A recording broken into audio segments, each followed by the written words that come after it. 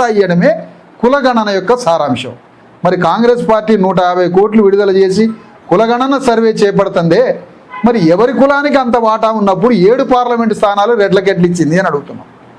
ముఖ్యమంత్రి పీఠం మీద రెడ్లెట్ల కూర్చుంటారని అడుగుతున్నాం. 3 నుంచి 4% లేని రెడ్లు 7 పార్లమెంటు స్థానాల్లో పోటీ చేయడం మీరు చెబుతున్న కులగణన యొక్క సిద్ధాంతానికి వ్యతిరేకం కదా అని ఈ వేదిక మించిన అడుగుతున్నాం. నువ్వు కులగణనే లెక్క చేపట్టినప్పుడు ఈ పార్లమెంటులో మొత్తం స్థానాలు బీసీ ఎస్సీ ఎస్టీలకు ఇవ్వాలి, 1 స్థానం 2 స్థానాలు మాత్రమే 10% ఉన్న అగ్రవర్ణాలకు ఇవ్వాలి కదా. మరి 7 పార్లమెంటు స్థానాలు ఏ విధంగా నిస్సిగ్గుగా సిగ్గు శరం లేకుండా 7 పార్లమెంటు స్థానాలు ఏ విధంగా మీరు రెడ్లకు కేటాయిస్తారని అడుగుతున్నాం. అందుకని ఈ సందర్భంగా మేము తెలియజేసేది ఏంటంటే, మీరు పార్లమెంటులో ఈరోజు నాయకత్వం ఇస్తున్న బీజేపీ కులగణన చేపట్టట్లేదు. ఈరోజు వివిధ రాష్ట్రాల్లో కులగణన చేపడుతున్న కాంగ్రెస్ పార్టీ పేరుకు మాత్రం నామమాత్రంగా కులగణన చేపట్టి అధికారం మాత్రం అగ్రవర్ణాల చేతిలో పెట్టుకుంటుంది. అందుకని ఈ సందర్భంగా మేము రేపు జరగబోయే పార్లమెంట్ ఎన్నికల్లో మా అభ్యర్థులు కానీ గెలిస్తే పార్లమెంటు వేదికగా కులగణన చట్టాన్ని తీసుకొని వస్తాం. విద్యా వైద్య బిల్లుని దేశవ్యాప్తంగా మొత్తం కోట్ల మంది అణగారిన వర్గాలకి విద్యా బిల్లుని పార్లమెంటులో తీసుకొస్తాం, వైద్యం బిల్లుని పార్లమెంటులో తీసుకొస్తాం. బీసీలకి చట్టసభల్లో మరి ఏదైతే వాళ్ళకి రిజర్వేషన్స్ కావాలో, ఎస్సీ ఎస్టీలకి రాజకీయ రిజర్వేషన్లు ఎట్లున్నాయో సగ జనాభా ఉన్నటువంటి బీసీలకు కూడా పార్లమెంటులో చట్టాన్ని తీసుకొని వస్తాం. అదే పార్లమెంటు వేదిక మీద మహిళా బిల్లుని పూర్తిగా సమీక్షించి ఆ మహిళా బిల్లులో మళ్ళీ 90% బీసీ ఎస్సీ ఎస్టీ మహిళలకి కోటా కేటాయించే విధంగా మళ్ళీ బిల్లును కూడా నూతన బిల్లుకి మేము ప్రయత్నం చేస్తాం. ఆ అంశాలతో మేము పార్లమెంట్లో అడుగు పెట్టాలనుకుంటున్నాం.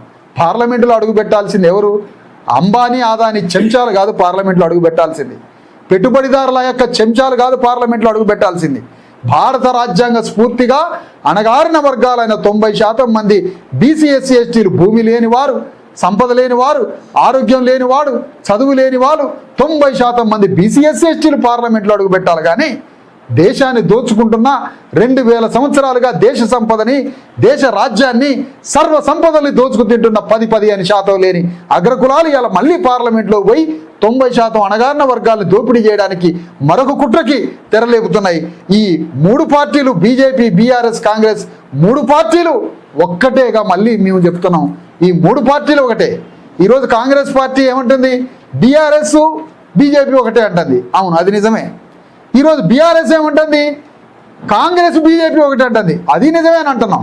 అంటే ఈ మాటలను బట్టి ఏం తెలియజేస్తున్నాం? 3 పార్టీలు ఒకటే, ఇందులో ఏ మినహాయింపు లేదు. వాళ్ళ అధికారం కోసం 3 పార్టీలు ఒకటే కాబోతున్నాయి. అందుకని బీజేపీ పార్టీ రేపు తెలంగాణ అధికారంలో కూర్చోవడానికి 2 పార్టీలతో స్నేహం చేస్తూ ఉంది ఈరోజు బీజేపీ పార్టీ. అందుకని ఈ నీచ మంత్రగాళ్ళ రాజకీయాలని మేము నిర్ద్వంద్వంగా మరి ఖండిస్తూ, ఇది ప్రజాస్వామ్య స్ఫూర్తికి వ్యతిరేకంగా రాజకీయాలు చేస్తున్నారు. అందుకని పార్లమెంటరీ స్ఫూర్తిని ప్రజ్వలింపజేయడానికి, పార్లమెంటరీ స్ఫూర్తిని మరి సమాజంలో చూపించడానికే ధర్మ సమాజ్ పార్టీ ఎన్నికల్లో పోటీ చేస్తుందని మళ్ళీ మీ అందరి ముందు మరొకసారి తెలియజేస్తున్నామని ప్రకటిస్తున్నాం. ఈరోజు మాకు చెప్పుల గుర్తు కేటాయించబడింది ఎన్నికల సంఘం నుంచి.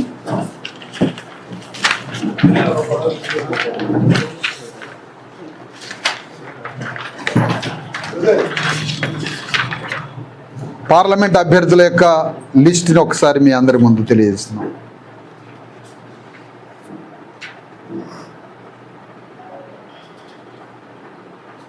అదేవిధంగా ఈరోజు భారత ఎన్నికల సంఘం మాకు ఇచ్చినటువంటి చెప్పుల గుర్తుని కేటాయిస్తూ, ఈ బాక్స్లో చెప్పుల గుర్తుని కేటాయిస్తూ భారత ఎన్నికల సంఘం నుంచి వచ్చిన లేఖ మీ అందరికీ తెలియజేస్తున్నాం. ఇగో మా ఎన్నికల గుర్తు షో ఉన్నాయి, వాళ్ళని పట్టుకోండి. లిస్ట్ చూపు. ఇది చెప్పుల గుర్తు. ఇది భారత ఎన్నికల సంఘం నుంచి వచ్చినటువంటి లెటరు.